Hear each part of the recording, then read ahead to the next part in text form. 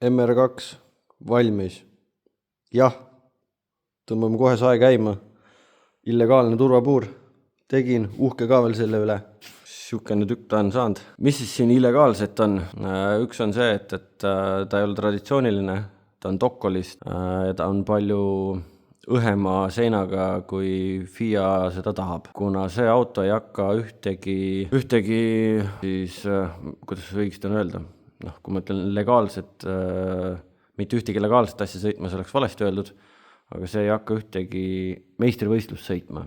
Moodsas mõistes ta on Time-Attacki auto, ehk siis põhimõtteliselt üksinda rajal ja sellest ka selline huvitav puurdisain.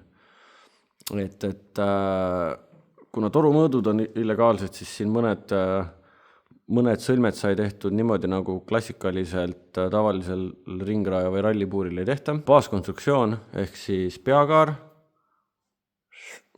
poolkülgkaared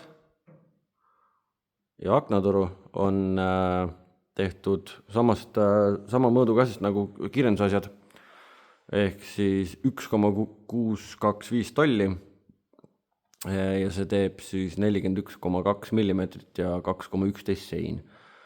Ülejäänud torud on 38, 40, 1,5 seinaga ja siis siit siinpoolne tantsutoru ehk topelt-A-piilari toru, see on üldse 31,75 ja 1,47 seinaga. Ühesõnaga huvitavad mõõdud, kõik on toll elu. Kohe räägiks ka sellest ukse huvitavast lahendusest siin, et see on siis inspireeritud GT3 auto turvapuuridest, kus on siis salongis ainult juht, kaasreisjad siin ei viibi, kaardilugejad või lõbusõidu mõttes kedagi, et siis see võib olla niimoodi. Ja miks ta on niipidi just, mis esialgu tundub ebaloogiline, aga tegelikult kui natuke mõelda on just väga loogiline, sest et siit alt see punkt, see on tugev, kuna on jämetoru ja siit tuleb ka niinimetatud diagonaal. Ja siit peakaare punkt on ka tugev punkt. Ja just löögi korral on vaja seda sama nurka kaitsta, ehk siis tegelikult see on väga-väga loogiline. Kui me hakkame võtma neid kõige kangemaid ringraja GT3 klassi autosid, siis kõik on sellise disainiga.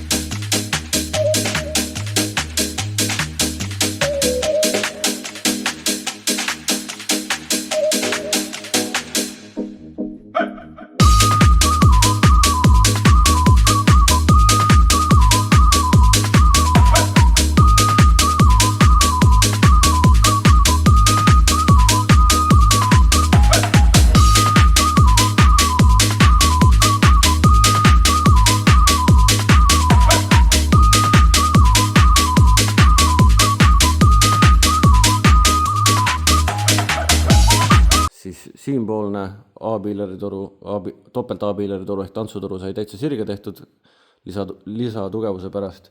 Siia sai selline tore plekk väänatud, jubedamaid asju, mis ma vist turvapuuride juures teinud olen ja just tiigimise mõttes ja selle fabritseerimise mõttes. Pea kohale sai niipidi vee. Ees on siis need aknajuustud, siia sai veel lisatugevdustorud pandud igaks juhuks. Rist on klassikaline, vöötoru on klassikaline ja siinpoolne ukserist sai ka natukene ebatraditsiooniline. Lisaks ta on veel ühe keskelt lisakinnitusega. all on sirgetoru, üleval on siis painatud toru ja siis on siia omakorda torud vahele keevitatud. Siit on näha, et on toru. Siin on ka toru ja siis vahele on need tugevdusplekid keevitatud ja siis all on veel üks lisakinnituspunkt. Ja sealpool juhipoolne tantsutoru on siis paindega tehtud, et oleks käel rooli juures maksimaalselt palju ruumi. Ja hästi huvitav asi, mis veel on see, et tagatoed on polditavad. Siia tulid siuksed jupid vahele mõlemale poole ja siis siit läbi selle toru läheb polt kannu. Aga selline see MR2 puur sai. Kaua tehtud kaunikene. Siia sai veel ka lisatugevdustorud pandud ja kogu see turvapuur sai väga-väga nagu põhjalikult ja kogu aeg töö käigus sai siis auto omanikuga suheldud, et saaks kõik maksimaalselt just niimoodi, nagu talle meeldiks ja ta arvaks, et hea oleks. Ja siis mingeid asju soovitasin ise, mingeid asju üritasin ise suunata, mingeid asju siis arutasime koos, mingid asjad sai täpselt nii, nagu tema soovis ja nõudis. Ja teine ka, et miks ta siis see illegaalne puur sai üldse tehtud. Et ühtepidi mõte oleks see, et oleks ju teinud niinimetatud õige puuri, paberid peale ja oleks ju kunagi saanud ju edasi sõita mingit päris asja, kui tahaks või mis iganes. Aga kuna omaniku jaoks on meeletult tähtis auto kogukaal, mis on tegelikult väga õige, sest et tähtis on lõppkokkuvõttes kilogrammi ja hobujõu suhe ja kuna tegemist on Timetaki autoga, siis siin see klassikaline kilogrammi hobujõu suhe läheb vähe teiseks nagu ringraja autodel tavaliselt on. Sellepärast sai siis tehtud siukene, nagu me ise kutsume outlaw turvapuur, ehk siis illegaalne puur, et saakski maksimaalselt kerge. Tugevust me kindlasti ei pea kartma, sest et kuna baaskonstruktsioon sai tehtud sama, mis kiirenduse autodel on, isegi nagu kõige kangemad pro-motid sõidavad samamoodi kui toruga ja kui need seal 3,5 soti pealt teevad uperpalli ja igasuguseid õnnetusi, siis nagu ei peaks muretsema, et selle auto puhul siin midagi juhtuks. Et kõik see torude asetus ja kõik see disain ja asi saigi selle järgi tehtud, et juht oleks ilusti kaitstud, hoitud, kui peaks juhtuma mingisugune avarii, mida loodame, et ei juhtu, et siis oleks ka kõik hästi. Ja tegelikult ka, mis on selle poole mõte peale kaalu säästmise, ongi see, et anda turvapuurile nõrgemad kohad, mis hakkavad oluliselt lihtsamini deformeeruma ja see aitab ka tegelikult juhti oluliselt päästa. See on ju sama, kui vaadata kas või, mis on maailma tase on ju F1 ja kui vaadata kas või F1 nagu avariisi, väga karmisi avariisi, siis see ju kogu see auto lõppkokkuvõttes lendab monokoki ümber täiesti pilbasteks ja see ongi sellepärast, et järgemad kohad hakkavad järgi andma, hakkavad deformeeruma, hakkavad küljest ära tulema ja seda lööki endasse neelama tegelikult, mis siis aitab hoida juhti. Et siis, kui auto läheb juhil tagasi, siis siia tehakse veel roolikinnitus, elektriline roolisammas tuleb siia ja siukene ta sai.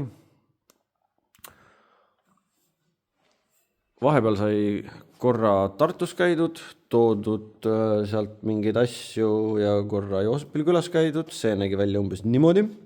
Tulin mina Tartusse, siin kõik punnivad vastu, ühesõnaga pikk tee Karlovasse ja tõin siia siukse asja.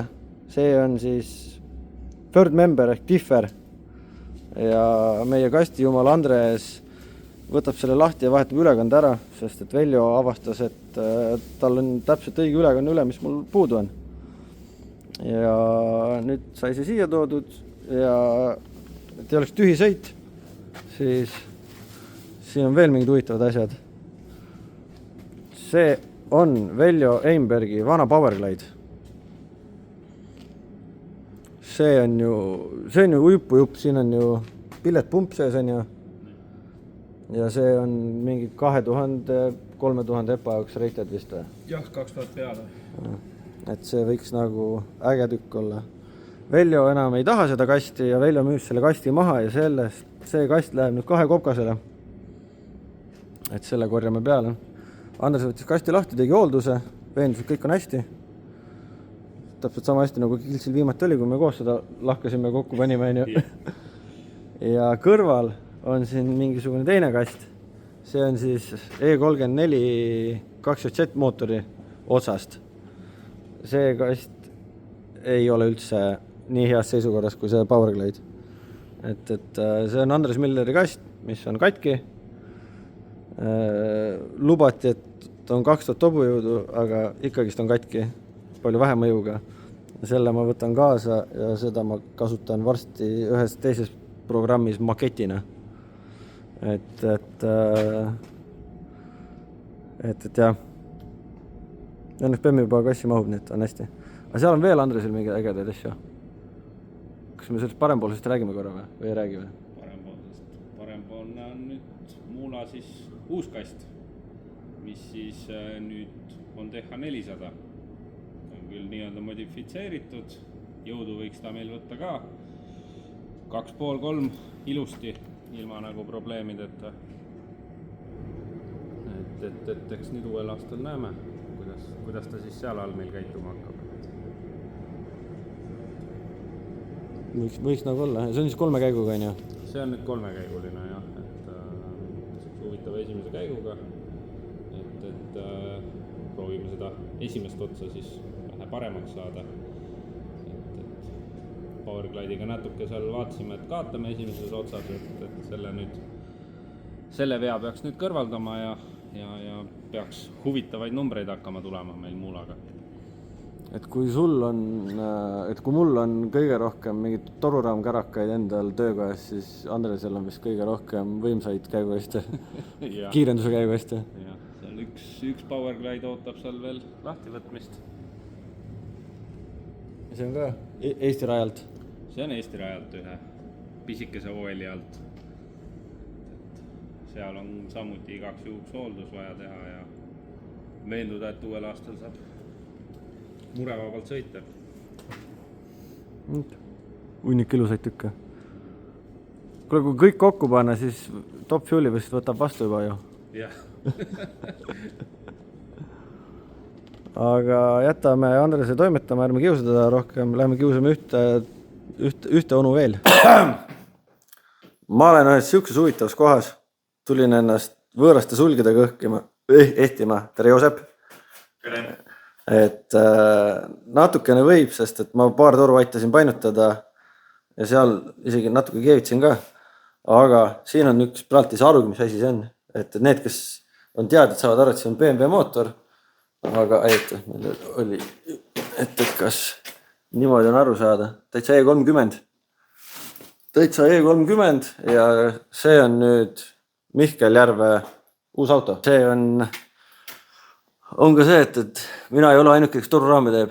Et siin Luunias saavad ka täitsa ilusti hakkama. Et siis, kui see terve suur patakas toru sai tellitud, siis kui Joosep järgi tuli, siis see sama kest oli tegelikult kaasas. Sai peakaar painutatud, poolikud poolkülgkaared ja aknatoru. Ja kõige hullem ei olegi. Ja siis ülejäänud on Joosep siin ise kokku pannud. Et mis on hästi huvitav, mis ei ole üldse klassikaline, on see, et siin on sõltumatu vedustusega tagasild. Ja see on siis E60 alt. Just. Aga ikka Dokol raam ja see on siis 8,5 sekki nõuetele vastav. Ülejäänud tegelikult on kõik selline, et kui siia pärast kook on ümber teha, võiks ka täitsa vabalt 7 sellega sõita. Ja mootori käigukast on siis ju Janar Lükki vana auto pealt, mille ju Mihkel ära ostis ja ise siis sõitis sellega. Mis selle komboga parimaks jäi? 9,6 jah. Ja siin on ta vaikselt valmiv, et see on, pluss on selle ägeda, ma unustan kogu aeg selle nime ära, et mis bodykitiga. Ma olen kindel, on see nüüd Riiger või on see midagi muud, tal on neid päris mitu. Ma tegelikult ei tea täpselt, mis kit see on. Aga et seda, need, kes natukenegi BMW taustavad, need peaks kõik teadma seda. Ja siin ju täitsa hakkab juba autot meenutama. Ja kaugel see suvi on ja kaugel see sõitminegi enam on. Joosep on õnneks nii entusiastliku näoga. Et jah, aga näed, sükene hästi lihtne, aga üliviisakas tulemüür ja sükene äge on. ja siin on üks asi, mille kohta väga paljud on mult küsinud, kuigi Joosep on tegelikult postitanud selle kohta ka, siis see on nüüd põrnikas Vol 2 ju, või noh, kas just Vol 2, aga eelmine põrnikas oli ka tegelikult mitmes eri variatsioonis. Ja mis siis selle põrnika nüüd teeb erilisemaks, on üks on mootori valik, mootor on küll sama koha peal, aga siin on rida 4 Saabi mootor ja raam on tokkoltorust, et mingisuguse poolraamist või natukene rohkem kui poole sai tegelikult ju Kivitammis juba päris ammust aega tagasi tehtud. Ja nüüd on tegelikult ju nii kaugele jõudnud, et ta on juba värvi all ja Joosep vaikselt, nii kuidas motivatsiooni on, siis eitab kokku seda. Raam sai täpselt nii suur, et see mahtus pulberkarvimise kambrisse ja jäi 5 senti raami mõõdust ruumi ülegi. No. Et see on siis pulberi kattega ja selle all on pulberi tsink tegelikult. Ja selle tsingi all siis on nagu haavliga puhastus. Et see, et pind karadeks tehtud, ta nakkuks hästi. Et see on tegelikult väga hea tulemus, väga väikse raha eest. Jah, selle raamiga ühe väikse vea ma tegin, kuna ju Joosep tõi selle vana kõvera raami ka minu juurde, siis ma üritasin sealt mingeid asju mõõta ja tegelikult see tuli päris mitu senti laiem ju kui vana oli, et sa ju see kest, mis siia peale läheb, seda sa pidid tegelikult vist natuke laiendama ju. No tegelikult mu salasoov oli see vana kest peksta natuke välja ja panna toosija peale, aga toosija ei mahtunud kuidagi ja siis me tõime ühe teise kere, lõikasime ta pikuti lõhki ja tegime ta natuke laiemaks. Selle kohta vist Wheelsapi Facebookis peaks isegi pilti olema. Aga vaatame korra eestpoolt üldse. Niisugune väga niisugust kässerit meenutav paak. Mis see esimene paak siin on? No, eks ta oli küttepaagiks mõeldud, aga ma mõtlesin, et ma ikkagi ei lähe tehnilist traumeerima. Ja ma lihtsalt kasutan teda ikkagi ballastipaagina. Siis on akut näha, kustutit näha ja ma eeldan, et see on siis küttepaak on ju. See on nüüd torude vahel ja võiks olla igati turvaline.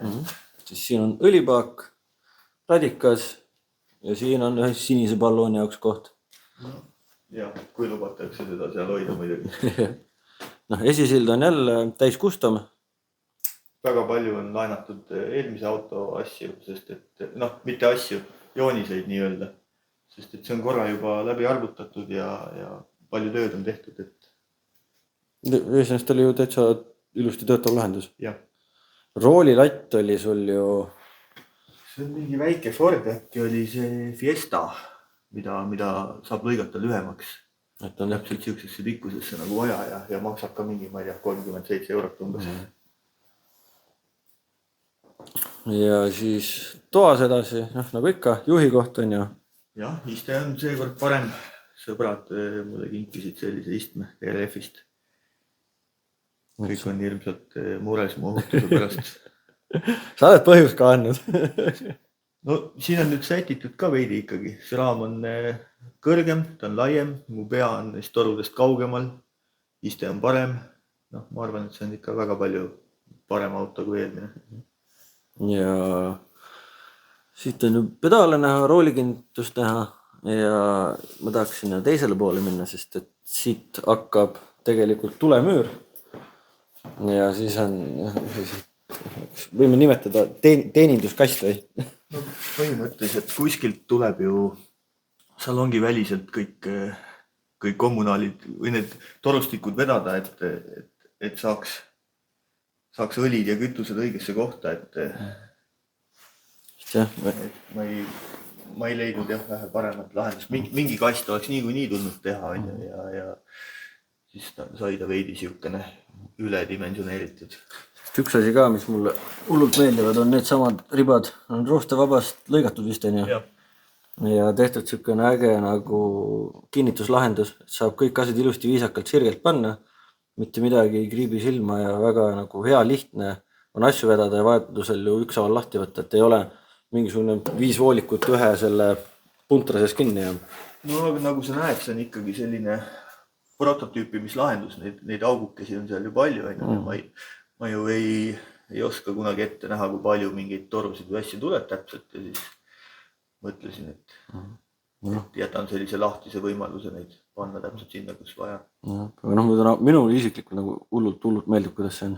Aga seal on nagu, nendel ribadel on nagu üks eesmärk veel, sa tegelikult näed, et nad hoiavad ka põhjaplekki. Ehk siis siit need kohad.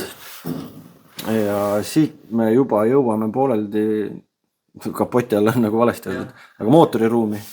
Siit on ju näha õlifiltri alg, siin on ju õlipump, kujukarteri pump. Siit on näha kütusepumpa. Tavaliselt need asetatakse hoopis teise koha peale, aga kuna siin mootori all on kuuler, siis need ei mahtu klassikaliselt ära. Ja siis Joosep tegi sellise huvitava lahenduse, et on kahepoolse rihmaga ülekandega siis, ikkagi Sandvälli pealt käitatakse neid. Ega ma nagu hea meelega seda kahepoolset rihma sinna ei oleks pannud, aga kui ma selle pumba tootjale kirjutasin, et kas saab kuidagi seda reduktsiooniklappi nagu pöörata või teha selle pumba nagu teistpidi käima, siis ta naeris mu välja, et seda teha ei saa kindlasti, et mootori kõrvale käib ikka pump. Ja siis ma ütlesin ei, et siis peab olema mingi muu lahendus ja läksin kuhugi Tartusse mingisse poodi, kus nende rihmade ja ratastega tegeletakse ja ütlesin, et mul on sellise sammuga rihmaratas. Vaja oleks veel mõnda ratast ja mingit rihma mingis pikkuses ja siis löödi kataloog lahti ja kõik need asjad on tegelikult nagu olemas mingi tööstustarvikutena. Näest on lõpuks mingisugune standard ikka just. Ja siis siit on mootori all on näha siis... Siin on see pikk õhutorustik, 25 centimeetrit, millest siia tuleb trotle välja. Millest 10 on segusiiber. Ja see on siis vesi-õhkuuler on ju? See on vesi-õhk, mul on nagu veidi halb tunne selle kuuleri nagu selle flow pärast, et ma ei ole kindel, et ta on võimeline selliseid õhukoguseid nagu läbi laskma, mis ma siit tahaks lasta. Tema jahutusvõimaluse pärast ma nagu ei muretse, aga just selle flow teema pärast ma veidi põen. Eks ma panen mingid lisamappsensoreid enne ja peale kuulerit, siis saab selgeks, kas ta on pädev. Ja siit on nüüd näha, et siis on Saabi mootor. Joosep oskab täpselt öelda, mis mootor? No kõik tahavad ju ehitada B204 või 234 vanatüübi mootoritest, mis on nagu 9000 pealt.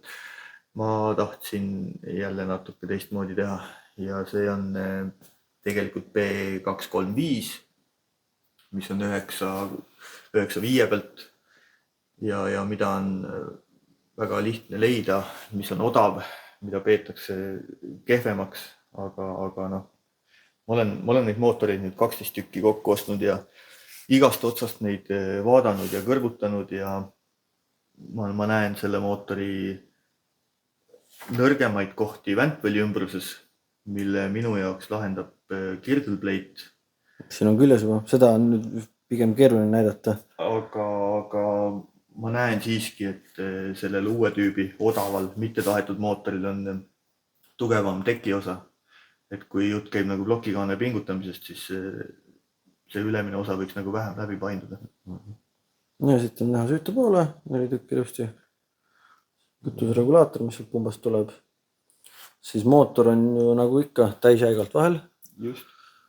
Siit tagant on kõige paremini näha. On vaheplaat. Ja kes juba aru saab, siis Bolt pattern on täpselt see, et siia läheb ju Audi kasti otsa. No need peavad ikka väga spetsialistid olema.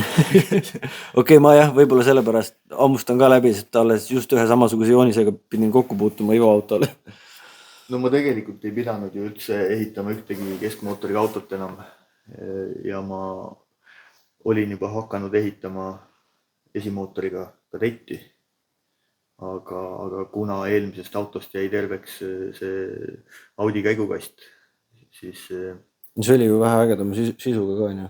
Jah, seal on Talkboxi sisu. Seal on 4 käiku 6 asemel valitud ülekannetega.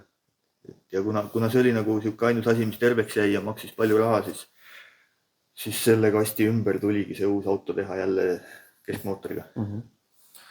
siit on näha, kütusest rääkides on topeltpihustid. just. Ja kõige suurem muutus, mis üldse on võrreldes vanaga, on see, et see tagumine raam on oluliselt kitsam ja kogu tagasilla rööbe tuleb oluliselt kitsam. jah, see vahe on ligi 40 sentimeetrit. See on, aga selles mõttes tagasild on ju disainilt ju põhimõtteliselt sama nagu nii palju, kui siit on näha. No ta on tegelikult sama, aga need antiskvati protsendid, millega me sõitsime, see oli meil 95. Meile tundus, et meil on vaja minna natukene nagu veel julmemaks sellega, et ta kükitaks vähem. Ja uue silla kinnituspunkt on selline, et ülemine on 105% skvatt ja antiskvatt ja alumine on 95. Et nii palju on teda muudetud. Ja siis siit poolt on näha turboosakonda. Wastegate'id on väga mõnusalt, kuna on Windscroll turbo, siis on 2 wastegate'i siia otsa pandud ja siin on ka näha teist POV-i väljundit veel. Sellest me just siin rääkisime ka, et siis on see, et kaob see vaidlus ära, et kummal pool peab POV käima ja siis on kindel, et kogu süsteem saab rõhuvalt lõõvendatud. Ja siis siit on näha, et turbost jookseb sinna plõks alla kuulerisse. Ja, see on kõik jälle nii sätitud, et kuna ma alumiiniumit keevitada väga ei oska, siis kogu õhutorustik sellel autol on ostetud torud, sest et turbost kuulerisse läheb üks 90 kraadi põlv ja teisel pool on praktiliselt sirge see torb vist või oli 30 kraadi vist oli, aga samamoodi ostetud põlv. No, jääb see torustiku keevitamine ära. Ja siin ka hea näide lihtsusest ja tegelikult flow'st, et kui sirge saab üks kolle olla. No. Ka võiks ka tegelikult jällegi kaasa aidata, sest et arvestades seda, et kui väike mootor ja kui suur turbo, et see on HX52 natukene kaasa aidatud sisuga. Jah, 52 Pro Pillet on tema nimi ja tema kuumatiivik on sama suur kui 55 ja külmatiivik on tegelikult veel suurem. Siin on mingid kandilised augud, ma mingil põhjusel pakun, et need on EGT. Näita neid keevitusi siin ja neid asju. Need on jah, EGT pistikud.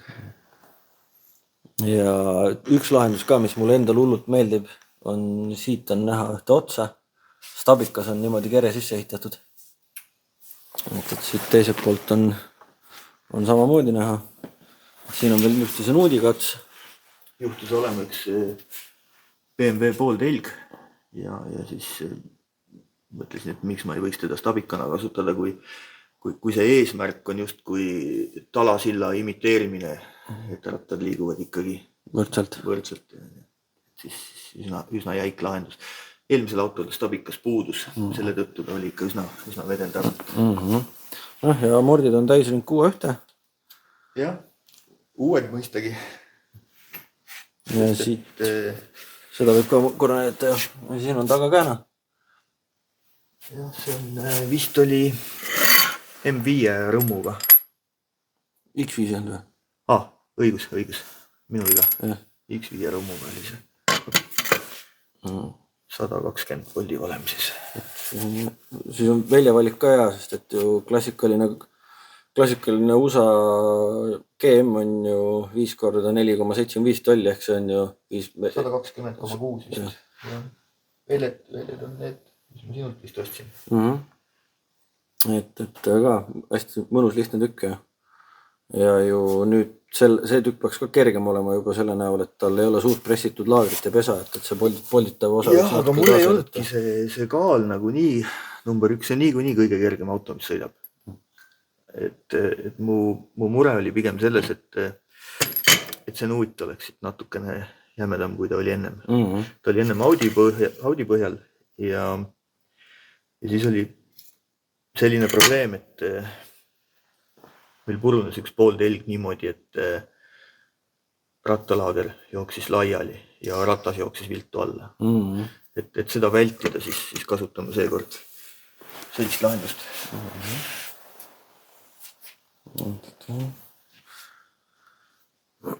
Kas annad mingeid hõikeid või lubadusi ka, millal me häält kuuleme, sõitmas näeme?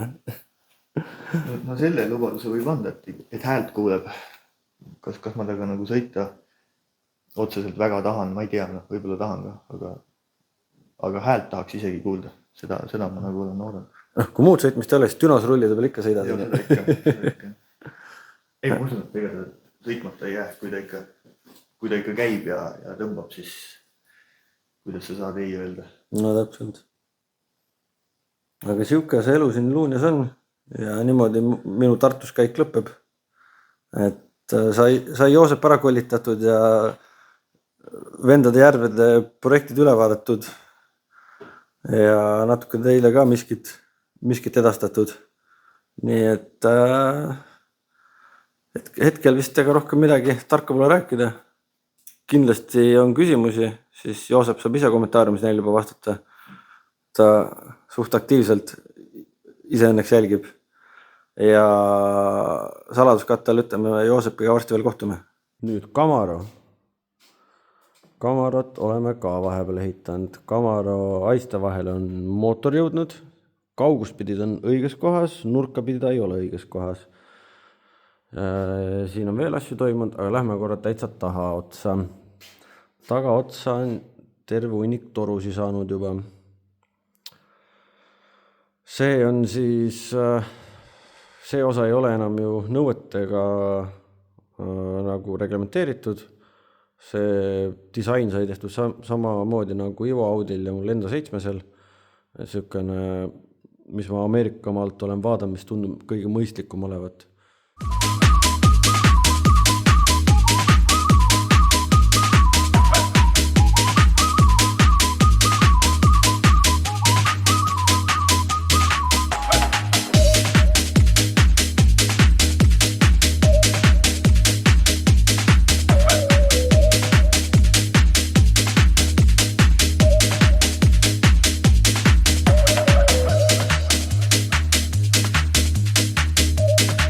Siit on veel väga palju torusi puudu, aga siia ei saa enne torusi teha, kui see tagaluuk, mis siin peal käib, on paigas või tagasi toodud, sest et kui me vaatame, siis see toruraam näeb päris imelik välja siit niimoodi.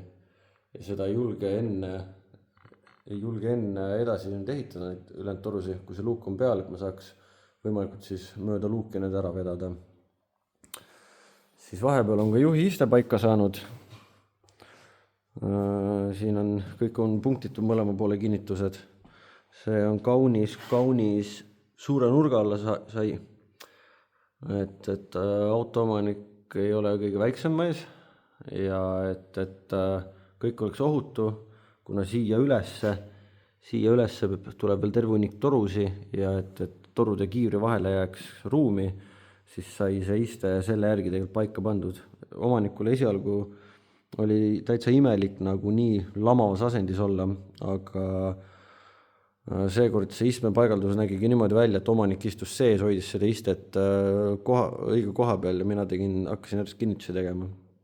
Peale suurusjärk poolt tundi istumist ütles, et teilt ei olegi väga hull ja täitsa okei on. Et jalgadele jääb natuke vähe ruumi, aga ei midagi tapvat. Ja tundub, et kõik muu osa saab paika. Siis ma näitan ka korra sealt poolt. Siit nähes on vähe rohkem torusi.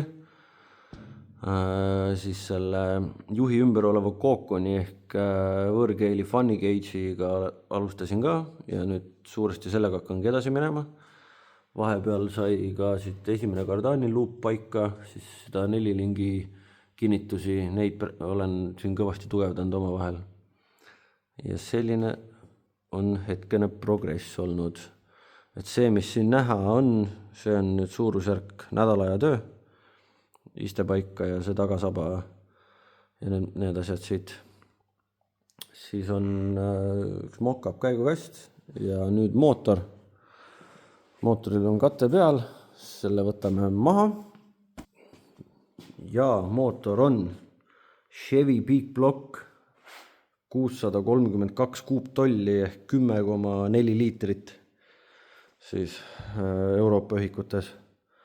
ma ütlen ausalt, ega ma väga palju ei oska selle mootori kohta rääkida, nii palju ma olen aru saanud, et ta on originaal Chevy Peak plokki plokk, aga siin on mingisugused väga uipu järelturu kaaned, mida vist isegi Pro-Stockid kasutasid, uhke Pontiaci nimega. Üks mees oskas mulle öelda, et need kaaned peaksid voolama nii palju, et kui kõik muud komponendid on õiged, et siis vabalt hingavana need kaaned võiks voolata kuni 1300 hobujõudu. Kuiv karter on siin küljes. Ees on siin veepump, see veering on natuke huvitav, sellest ma ei ole 100% aru saanud. Ja siis on siin 2 väga-väga suurt karburaatorit ja kõvasti nitrot. See on nüüd 2-astmelise nitrosüsteemiga. Siin karburaatori all on näha. Siin on niisugune plaat, see on nitroplaat, mõlema karpa all on need plaadid. See peaks siis olema see esimene aste ja siin on siis direktport, mis on siis teine aste. See mees, kes siis müüs selle mootori, see väitis, et 1700-1800 hobujõudu on see tükk. Ja jah, aga rohkem ma ei oska öelda. Väga-väga suur on see asi siin. Siia tuleb ka veel niisugune suur õhu sissevõtt, mis siis hakkab selline, niisugune skuup. Ja see vaatasime, see hakkab katusega olema täitsa vist sama kõrgel. Et niisugune väga-väga suur lahmaatmootor. Üks fun fact veel, et väljalaske avaport oli 60 või 61 millimeetrit. Et olgem ausad, väga paljudel nagu tava tänavaautodel on kogu summuti jooks nii jämu vist all.